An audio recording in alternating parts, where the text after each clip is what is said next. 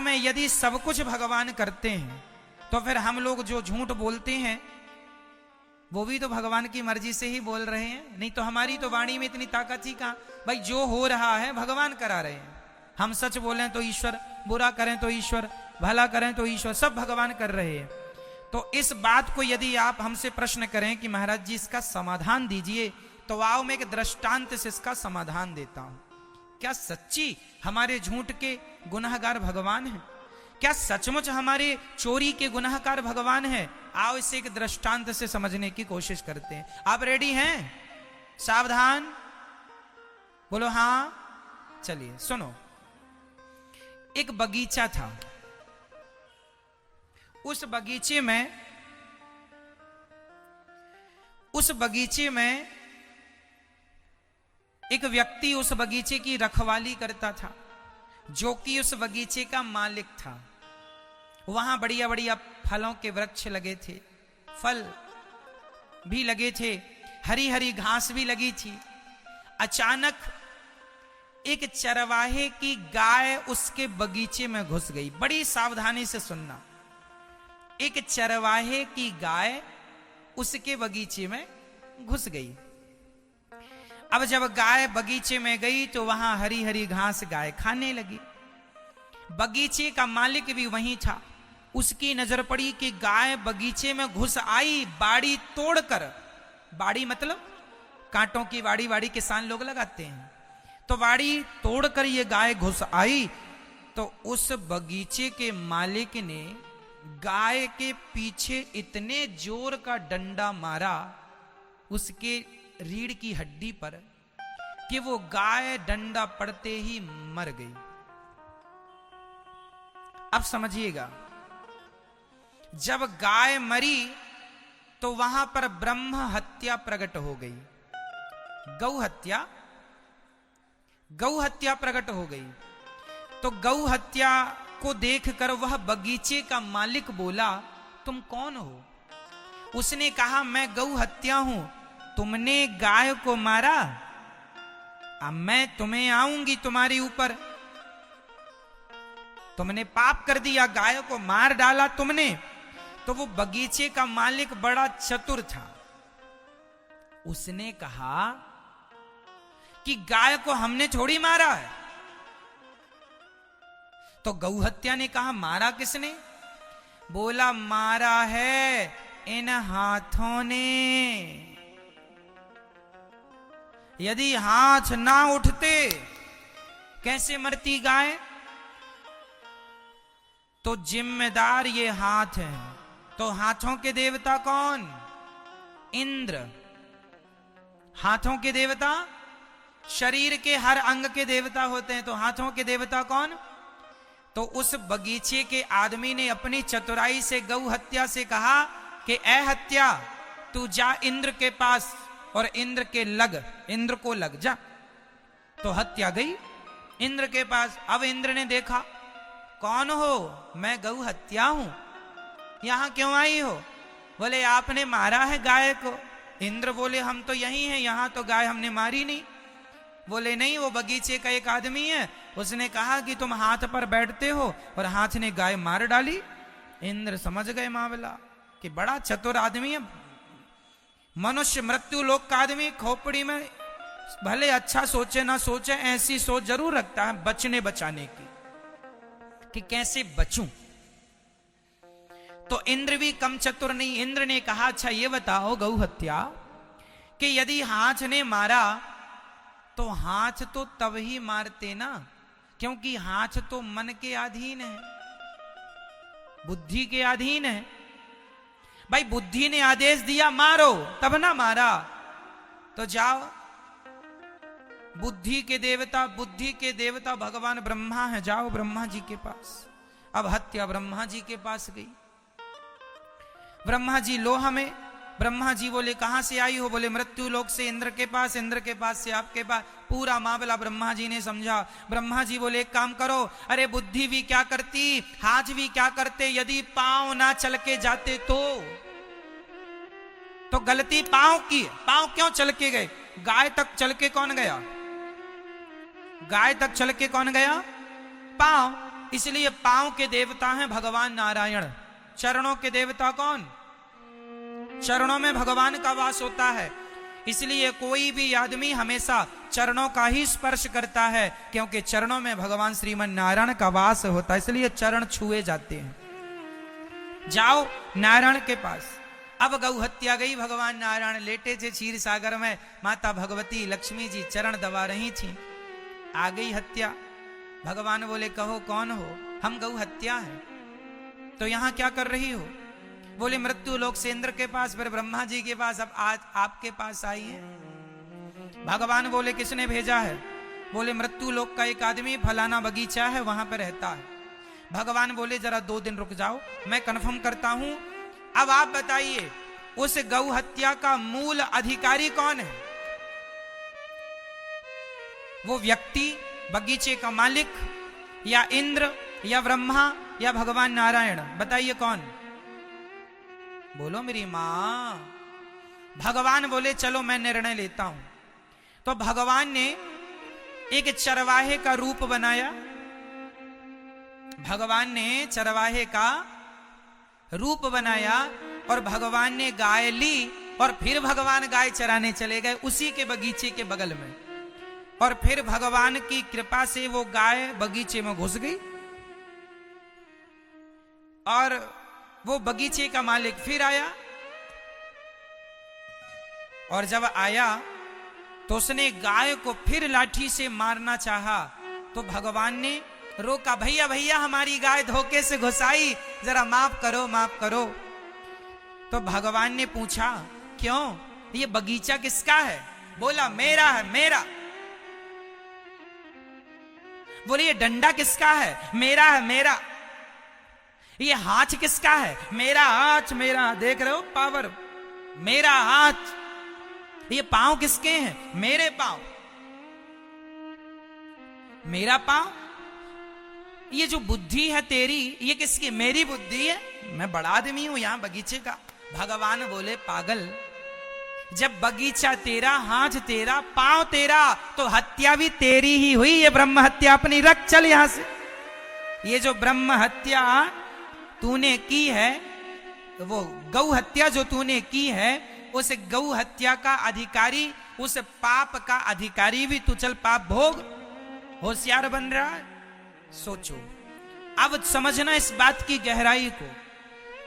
हम लोग कहते हैं ये घर मेरा है, ये पत्नी मेरी है, ये पुत्र मेरा है, लेकिन हम कहते हैं ये पाप हमारा नहीं है, ये पाप तो भगवान की मर्जी से हुआ है। लो पत्नी तुम्हारी, पैसा तुम्हारा, शरीर तुम्हारा, मीठा मीठा गप, कड़वा कड़वा थू थू थू थू, मीठा मीठा गप, कड़वा कड़वा थू, ये तो अच्छा नहीं हुआ। मेरी मां, यदि आपके अंदर ये विचार हो कि ये पत्नी भी भगवान की, पुत्र भी भगवान का, घर भी भगवान का, पैसा भी भगवान का, ये संपत्ति सब रघुपति के आही, ये शरीर भी भगवान का, यदि आपने समर्पण कर दिया, नाथ मेरा सब कुछ आपका है, तो फिर तुम जो पाप करोगे ना, वो पाप भी सच्ची भगवान का ही माना जाएगा। लेकिन आप कहो कि घर मेरा, पत्नी मेरी, पुत्र मेरा, परिवार मेरा, पैसा मेरा, पद मेरा, प्रतिष्ठा मेरी, शरीर मेरा, लेकिन पाप भगवान का, तो साहब ये बात तो कहीं तर्क पे बैठ नहीं रही है बराबर, कसौटी पर। सब तुम्हारा है तो फिर पाप भगवान का कैसे हो गया? फिर झूठ जो तुमने बोला है तो झूठ की अधिकारी तुम ही कहलाओगे, भगवान क्यों कहलाएगा? बोलो मेरी मां। पत्नी तुम्हारी है, सब तुम्हारा है, और झूठ भगवान का। वाह! यदि आप सच्चे भक्त हैं और आप कहते हैं कि सब कुछ भगवान का है, यदि आप दिल, दिमाग, मन, बुद्धि से मान लेते हैं कि ये सब कुछ ईश्वर का है, तो मैं आपको लिख कर देता हूं, यदि तुम मान लोगे कि ये शरीर भगवान का है, तो तुम्हारा हाथ कट जाएगा, जरा सा भी तुम्हें दर्द नहीं होगा, क्योंकि मान लिया है तुमने भगवान का है, तो दर्द भी भगवान को होगा, तुम्हें नहीं होगा। ये उच्च कोटि की साधना और भक्तों के लक्षण है। कई भक्तों की कथा आती है जिन भक्तों के लोगों ने हाथ काट दिए थे। सदन कसाई की कथा मैंने आपको सुनाई, कई महीने पहले सुनाई थी, दोहरा देता हूं आपको। सदन कसाई था, उसके पास एक शालिग्राम भगवान जी थे। शालिग्राम भगवान जी से वो मांस तौलता था, उसी शालिग्राम से वो 2 किलो भी तौल देता था, 10 किलो भी तौल देता था, 5 किलो भी तौल देता था। किसी साधु ने कहा, अरे पगले, ये शालिग्राम भगवान है, इसे तुम तराजू में रख करके बताओ, मांस तौलते हो, बड़ा तुमने गलत व्यवहार किया। तो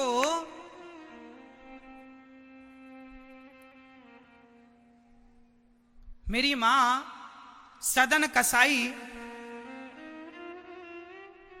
जो थे, उन्होंने, संत जी ने कहा कि आपने भगवान को तराजू में रख के मांस तौला, ये तो भगवान का बड़ा अपमान कर दिया आपने।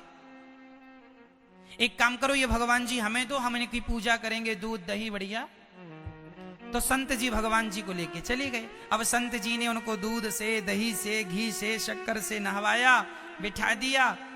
अब रात को भगवान ने सपने में संत जी से कहा, अरे संत जी, हमें आप क्यों लेके आ गए? हम सदन के पास खुश थे। क्यों? बोले वो हमें रोज झूला झूलाता था तराजू में, रोज झूला झूलने का मन करता, रोज ठोर तराजू ऊपर नीचे 50 बार झूला झूलाता, हम बड़े खुश थे उसके झूले में, और तुम यहां ले आके बिठाल दिए हमें, बस 2-4 मिश्री के दाने दे दिए, हो गया। हम संतुष्ट नहीं हैं आपके पास, हमें जल्दी दे के आओ। आधी रात को बाबा जी को सपने में भगवान ने कहा, दे के आओ। बाबा जी जागे और सदन के घर का दरवाजा खटखटाया, भैया खोलो। सदन से ठाकुर जी दिए, ये तुम्हारे भगवान हैं, तुम्हारे पास आने को मचल गए। सदन के सुनते ही आंखों में आंसू, वाह प्रभु, धन्य हो गया मैं, सारी दुनिया आपसे प्यार करती है, मैं सफल हो गया कि आप हमसे प्यार करते हैं, आपने हमें चाहा है। तुरंत ठाकुर जी को लेकर सदन जगन्नाथ चल पड़े। कहां चल पड़े? जगन्नाथ जी की ओर। जगन्नाथ जी के ओर जब निकले, चलते चलते चलते चलते पूरा दिन चले। शाम हुई तो एक गांव के निकट एक घर था, उस घर में एक महिला और एक पुरुष रहा करते थे। वहीं एक बढ़िया छाया थी पेड़ की, तो सदन को लगा कि आज रात यहीं विश्राम कर लें। तो घर में भिक्षा मांगी, भैया भिक्षा दो, तो उन्होंने भिक्षा दी और सदन ने भोग बना के ठाकुर जी को भोग लगाया, और सदन ठाकुर जी को विश्राम करा के अपना विश्राम करने लग गए। उस घर में जो महिला थी बड़ी सुंदर थी। उस महिला ने सदन को देखा, सदन भी बड़े सुंदर थे। उस महिला का दिल सदन कसाई में आ गया, सदन में आ गया। अब वो महिला सदन को देख कर ना, वो उसके संग शादी करने का सोचने लग गई, पर उसको लगा मेरा तो पति है। रात को जागी और सदन को जगाया, सुनो सुनो, तुम हमें बहुत पसंद हो, हम तुमसे शादी करना चाहते हैं। सदन बोला, अरे माँ, आप तो मेरी माता हो, मैं तो जगन्नाथ जी जा रहा हूं ठाकुर जी का दर्शन करने, मुझे कोई गृहस्थी नहीं बसानी, मेरा तो मन भगवान में लगा है, पर लगे रहने दो। उसने कहा, अच्छा रुको, तुम्हें मेरे पति का डर है ना। उस महिला ने तलवार निकाली और अपना जो पति था उसे लगा कि जब तक ये जिंदा रहेगा तब तक ये आदमी मुझे नहीं मिलेगा, तो उसने तलवार निकाली और अपने सोते हुए पति की गर्दन काट दी। उस महिला ने, उसको लगा कि इसके कारण ये मना कर रहा है, तो अपने सोते हुए पति की उसने गर्दन काट दी और सदन के पास आकर बोली, सुनो, हमने अपने पति को मार दिया, अब तुम्हें कोई टेंशन वाली बात नहीं, हम लोग इसे जमीन पे गाड़ देते हैं, आज से तुम हमारे पति बन जाओ। सदन बोले, बहन तुम मेरी माँ हो, बहन हो, बेटी हो, मैं गंदी निगाहें कभी नहीं करता। अब वो महिला बहुत अपने पैंतरे चलाई पर वो सक्सेस ना हो पाई। उसको लगा रे मेरा तो पति भी चला गया और ये भी हाथ से निकला जा रहा। तो महिला ने चिल्लाना शुरू कर दिया, अपना त्रिया चरित्र चालू किया। अरे भैया बचाओ, गांव के लोग आए, क्या हुआ? बोले इस पुरुष ने मेरे पति को मार डाला। अब लो सदन कसाई पे झूठा आरोप लगा दिया।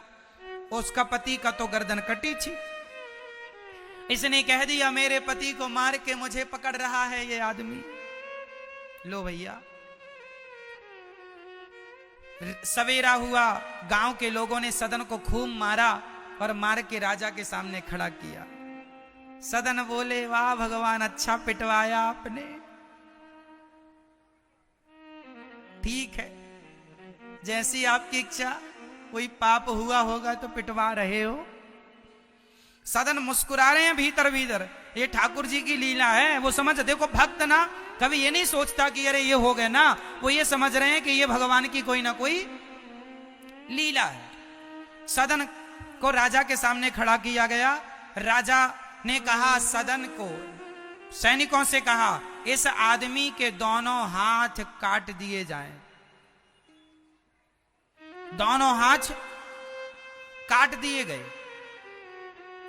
अब सदन दोनों हाथ, सदन बोला मन में वाह प्रभु, जैसे खुद हो वैसे ही भक्त को भी बना दिया। भगवान के भी हाथ नहीं है ना, जगन्नाथ जी के भी। तो बोले आपने हमारे भी नहीं रहने दिए, कोई बात नहीं। सदन के हाथ कटे, पर सच्ची बताएं सदन को दर्द नहीं हुआ। सदन के हाथ कटे पर सदन को दर्द नहीं हुआ। क्यों दर्द नहीं हुआ? क्योंकि सदन सच्चे भक्त थे। वो ये जानते थे कि जो हो रहा है वो भगवान की मर्जी से हो रहा है, जो कर रहे हैं जगन्नाथ जी कर रहे हैं, इसलिए पूर्ण विश्वास था। तो जो हो रहा भगवान जी, जो भक्त ये समर्पण कर दे कि नाथ मैं तो आपका हूं, आपने तो हाथ कटवाए जगन्नाथ जी, आप तो सिर भी कटवा देते तो भी मैं आपका ध्यान करना ना छोड़ता, भजन करना ना छोड़ता। शिकायत नहीं की कि तुमने हाथ कटवा दिए। उन्हीं कटे हाथों से भगवान जी के पास गए, और जब गए तो जगन्नाथपुरी पहुंचने के साथ ही भगवान जगन्नाथ जी ने अपने पुजारियों से कहा, मेरा भक्त आ रहा है, उसे पालकी पर बिठा करके लाओ। पुजारी पालकी लेकर गए, सदन को बिठाए पालकी पर, और पालकी पर बिठा कर लाए। और सदन ने जगन्नाथ जी को जैसे ही हाथ जोड़कर प्रणाम करना चाहा, अपने आप उनके हाथ उत्पन्न हो गए, प्रकट हो गए, ज्यों की त्यों हाथ आ गए उनके। तो सदन ने भगवान से सवाल किया कि प्रभु जब हाथ लौटाने ही थे आपको तो कटवाए क्यों? तब भगवान बोले, बेटा ये तुम्हारे पूर्व जन्म का पाप था, उस पाप के कारण तुम्हारे हाथ कट गए। कौन सा पाप था? तो जगन्नाथ जी ने कहा, सदन पिछले जन्म में तुम बहुत बड़े साधु थे, बहुत बड़े साधु थे। तुम जंगल में बैठे तप कर रहे थे, तभी वहां पर एक कसाई एक गाय को लेकर जा रहा था। अचानक वो गाय कसाई के हाथ से छूट गई और तुम्हारे सामने से गुजरी। कसाई ने तुमसे पूछा कि क्या आपने गाय को देखा है? तो आपने अपने हाथों के इशारे से बता दिया, गाय इस तरफ गई है। सुनना, गाय की रक्षा के लिए यदि झूठ बोलना पड़े तो उसकी रक्षा के लिए झूठ बोल लेना चाहिए, या तुम्हें झूठ नहीं बोलना तो चुप रहो, कुछ ना बताओ। तो संत जी ने हाथ उठा के बता दिया इशारे से कसाई को कि आपकी गाय इस तरफ गई है। कसाई ने गाय को पकड़ लिया और कसाई ने गाय का सिर काट दिया। वही गाय इस जन्म में वो महिला बन के पैदा हुई और वह कसाई उसका पति बना। पिछले जन्म में कसाई ने गाय को काटा तो इस जन्म में गाय ने महिला बन के अपने पति कसाई को काट दिया, वैसे ही उनका हिसाब चुकता हुआ। पर तुमने हाथ खड़े कर दिए थे तो तुम्हारे दोनों हाथ काट लिए गए, ये तुम्हारे पापों का दंड है।